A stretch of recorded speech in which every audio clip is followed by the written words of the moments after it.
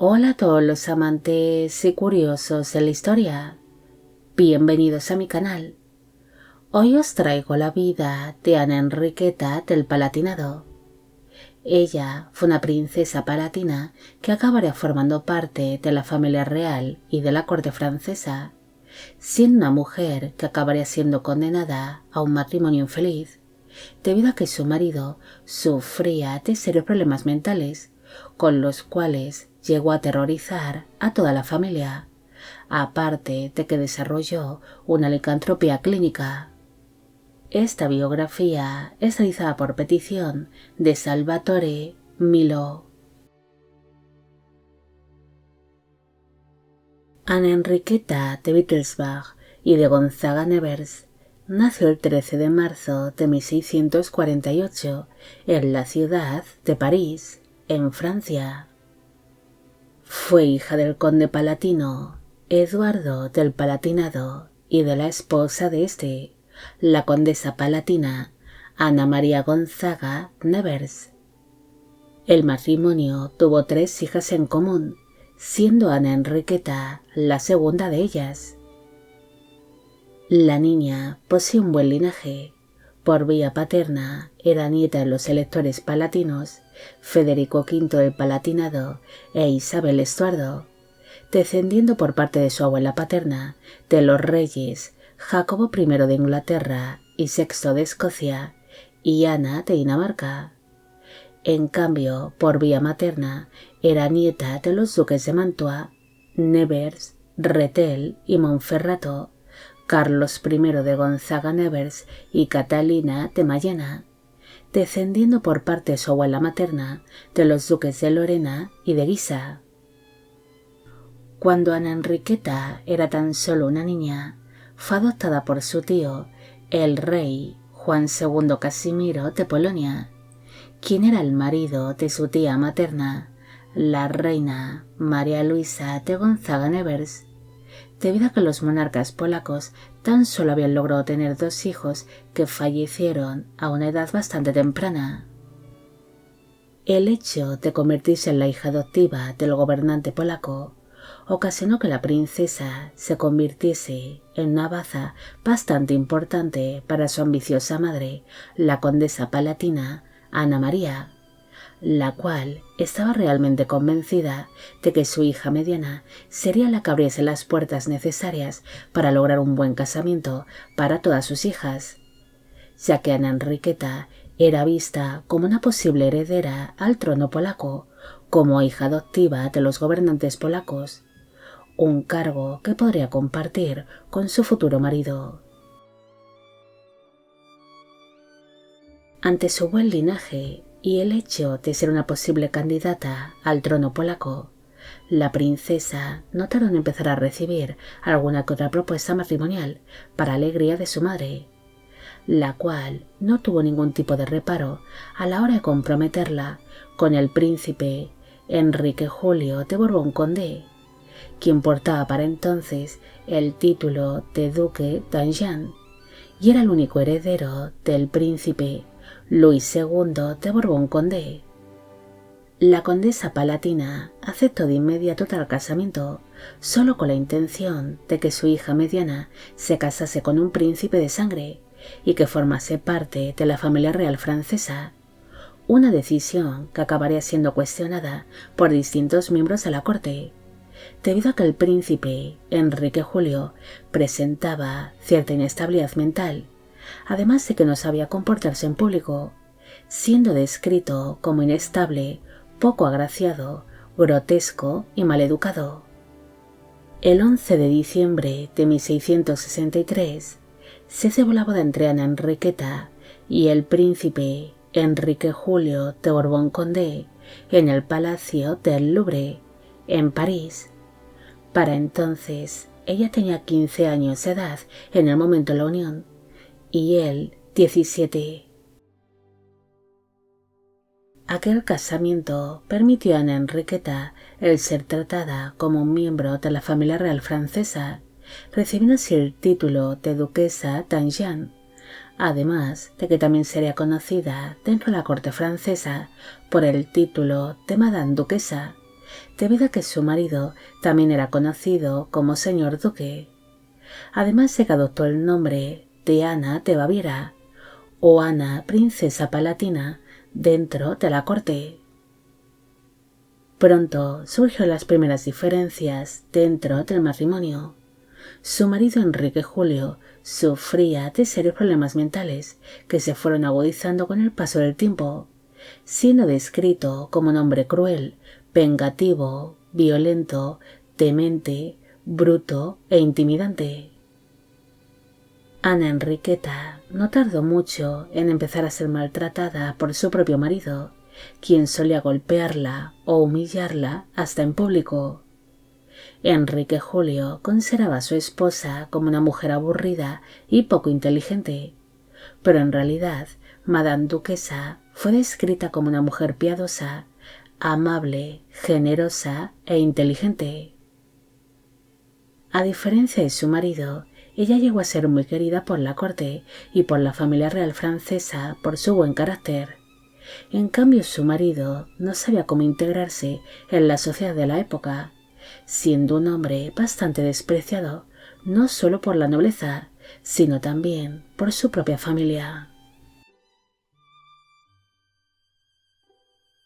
Pese a su infelicidad conyugal y a los maltratos a los que solía ser sometida la princesa por parte de su marido, el matrimonio no tardó mucho en traer a sus hijos al mundo. En el año 1666 nació María Teresa, que fue princesa consorte de Conti. En el año 1667 nació Enrique, pero este falleció durante la infancia. En el año 1668 nació Luis, quien llegaría a ser príncipe de Condé, bajo el nombre de Luis III. Entre los años 1670 y 1673 nacieron 3 hijos llamados Ana, Enrique y Luis Enrique, pero todos ellos fallecieron durante la infancia. En el año 1675 nació Ana María, pero esta falleció durante la juventud. En el año 1676 nació Luisa Benedicta, quien llegaría a ser duquesa consorte de Maine. En el año 1678 nació María Ana Teresa, que fue duquesa consorte de Vendôme, y en el año 1679 nació una niña sin nombre, que murió durante la infancia. El matrimonio tuvo un total de 10 hijos en común, aunque tan solo 5 de ellos lograron sobrevivir a la infancia. Ana Enriqueta no sería la única víctima de un marido controlador, abusador e inestable, sino que sus hijos también sufrieron maltratos por parte de su padre, creciendo así estos en un ambiente hostil, donde el príncipe Enrique Julio llegó a tener a su familia aterrorizada con el paso de los años. Pese a que su marido la consideraba poco agraciada y nada virtuosa, Enrique Julio sintió celos desmesurados hacia Ana Enriqueta, siendo habitual que la golpease o que la insultase en público, cuando algún otro miembro de la corte tenía trato con ella, viendo su marido situaciones o gestos que en realidad nunca llegaron a ocurrir y que tan solo estaban en la mente del duque. Pese al trato que recibía Madame Duquesa por parte de su esposo, ésta siempre se mostraría como dulce, generosa y sumisa con su marido. Ella era muy consciente de que Enrique Julio era inestable y que tenía problemas mentales, excusándole siempre por la locura que éste padecía. Incluso llegó a defender, a apoyar y a halagar a su marido en público y ante la corte, algo que la convirtió en una mujer muy admirada entre sus contemporáneos por el buen corazón que tenía con su violento marido. La duquesa encajaría en silencio cada insulto, golpe o paliza que recibía por parte de su marido, siendo una mujer que nunca se quejó de la mala situación que estaba viviendo con su esposo. Incluso nunca le comunicó nada al rey Luis XIV de Francia o a otros miembros de la familia real sobre los malos tratos que recibía, aunque en realidad todos serían testigos en diferentes ocasiones de los golpes, desplantes e insultos que recibía la princesa en público, mientras que sus hijos y sus sirvientes verían en un ambiente más privado las brutales agresiones que recibía por parte de su marido. Pese a que Ana Enriqueta y su marido eran vistos como candidatos potenciales al trono polaco, cuando su padre adoptivo falleció, el rey Luis XIV de Francia no hizo nada para reclamar el trono polaco en favor de los duques de Anjou. Incluso intentó mantener apartado en todo momento de la corte y de la milicia a Enrique Julio. En cambio, Ana Enriqueta siempre sería muy bien recibida por el monarca francés y por la corte. La duquesa participaría en numerosas reuniones y eventos de la familia real francesa. Incluso fue una de las personas que participaron en las negociaciones matrimoniales que se llevaron a cabo entre el duque Felipe de Orleans, hermano del rey Luis XIV de Francia, con la princesa palatina Isabel Carlota del Palatinado, quien era prima de Ana Enriqueta. En el año 1686 falleció su suegro, el príncipe Luis II de Borbón-Condé, convirtiéndose así su marido en el nuevo príncipe de Condé, bajo el nombre de Enrique III. Pero para entonces su esposo ya sufría de serios problemas mentales. Este empezó a vivir entre la ciudad de París y el castillo de Chantilly, lugar donde llegó a aterrorizar tanto a su propia familia como a sus sirvientes, debido a que el príncipe sufría de licantropía clínica y solía comportarse como un animal salvaje, siendo bastante habitual que adoptase el comportamiento de un perro. Cuando su marido asumió el comportamiento canino o de una bestia, este correteaba descontroladamente por los pasillos del castillo, se rasgaba las vestiduras, rompía objetos o atacaba a todo aquel que se cruzase en su camino, algo que obligaba a la familia y a los sirvientes el tener que esconderse cuando el príncipe empezaba a sufrir de estos ataques de locura.